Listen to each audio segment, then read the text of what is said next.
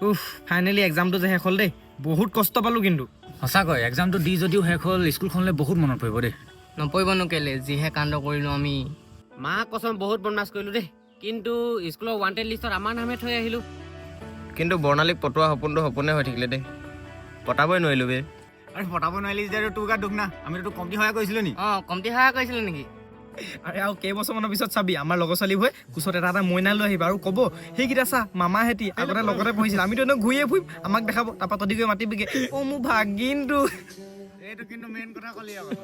কথাটো বাৰু হয় ভাই কিন্তু কি জানো এটা টাইমত গৈ পিনে আমাৰ এই সৰু সৰু কথাবিলাকে আমাৰ বহুত বেছি মনত পৰিব একেটা ৰুমত বহি যে আমি ক্লাছ কৰিছিলোঁ সেইখিনি কথা আমাৰ বহুত বেছি মনত পৰিব আৰু সেইকেইটা লগকে আমি লগ পাবলৈও টান হ'ব কিন্তু ক'ৰবাত দেখিলেও অকল এনেকৈ মাতি থৈ যাবগৈ কোন ক'ত যাব কোনে ক'ত কি পঢ়িবগৈ কোনে ক'ত চাকৰি বিজনেছ কৰিব একো ঠিক নাই তেতিয়া আমাৰ এইখিনি কথা বহুত বেছি মনত পৰিব কথাটোতো হয় কিন্তু কিনো কৰিবি উপায়টোতো নাই ন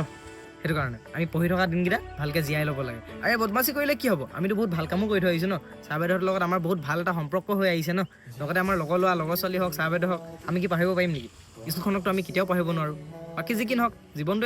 এনেকৈ যাব লাগিব আৰু কি কৰিবি কিন্তু ভাই আমি কেইটা কিন্তু সদায় লগত থাকিম এতিয়া যাওঁ বই দেৰি হৈছে